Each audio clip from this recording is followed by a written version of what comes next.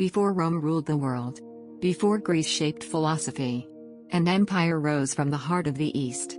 An empire built not only on conquest, but on law, tolerance, and vision. From Cyrus the Great to the kings of Persepolis, this is the story of the empire that changed how power was meant to rule. Before the world learned the meaning of empire, before borders stretched across continents, before kings ruled through law instead of fear, a people rose from the Iranian plateau who would change history forever.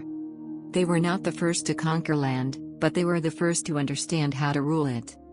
The Achaemenids did not emerge from a single moment of destiny. They were shaped by centuries of migration, conflict, and survival.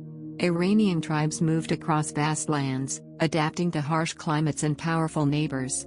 Among them, the Persians settled in the region of Pars, living in the shadow of older civilizations. They were not wealthy. They were not powerful. But they were patient. At a time when kingdoms rose and fell through cruelty, the Persians learned something different: loyalty was stronger than fear. From this quiet beginning, one man would rise whose name would echo through history longer than any conqueror before him. Cyrus. Cyrus was born into a world ruled by the Medes, heirs of an older Iranian power. According to legend, his birth was marked by prophecy, a dream that foretold the fall of kings. Whether myth or memory, one truth remains: Cyrus did not inherit an empire. He built it. Through intelligence rather than brute force, Cyrus united the Persians and Medes, ending centuries of rivalry. His rise was not marked by mass slaughter, but by alliances. Cities opened their gates willingly. Armies defected rather than resist. Cyrus understood something revolutionary for his time. An empire could only survive if its people believed they belonged to it. As he expanded westward into Lydia and eastward into Central Asia, he did not erase cultures. He preserved them. Temples were protected. Traditions remained untouched. Local rulers were respected. When Babylon fell, it did not burn.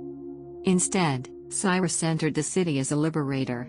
Babylon was the heart of the ancient world, wealthy, sacred, and powerful. Many conquerors had dreamed of taking it. Few succeeded without destruction. Cyrus did something unheard of. He freed prisoners.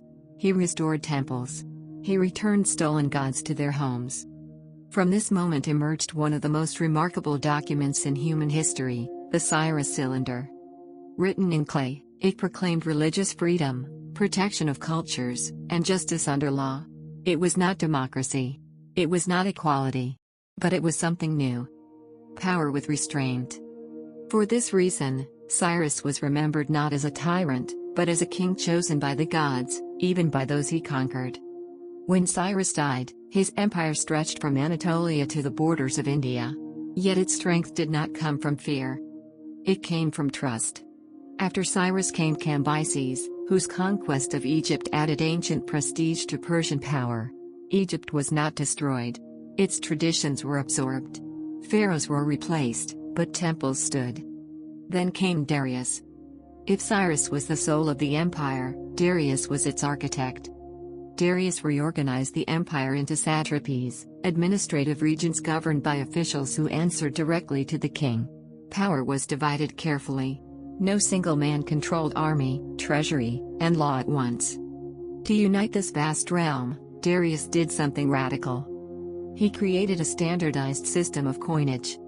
Gold darics and silver coins flowed across the empire, enabling trade on a scale never seen before. Roads were built. The royal road stretched thousands of kilometers, allowing messages to travel faster than ever imagined. The empire did not merely conquer. It connected. To give his empire a physical symbol, Darius began the construction of Persepolis. This was not a city of defense. It was a city of ceremony. Built with stone carried from distant lands, Persepolis represented unity. Delegations from every corner of the empire brought gifts, not as slaves, but as subjects. Carvings showed diversity, not dominance. Persians, Medes, Egyptians, Babylonians, Indians, all standing together. This was the Achaemenid vision. Many peoples, one empire. Even law reflected this philosophy. Local customs were respected as long as loyalty remained. The king ruled not by destroying identity, but by protecting it. Yet no empire escapes conflict. To the west lay the Greek world, fragmented, proud, and fiercely independent. Persian influence reached the shores of the Aegean Sea, and tension grew. Revolts erupted. Wars followed. Darius and later Xerxes faced resistance not from a single nation, but from ideas, freedom, autonomy, and pride. The Persian Wars did not end the empire, but they revealed its limits. Xerxes, ruler of unimaginable wealth, crossed into Greece with the largest army the world had ever seen. Victories were won.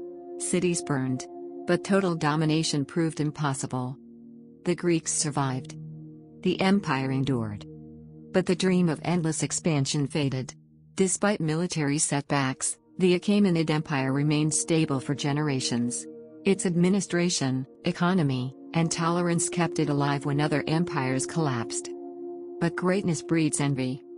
Internal betrayals weakened the throne. Court intrigue replaced vision. Kings inherited power, but not always wisdom. From the west came a new threat. Alexander.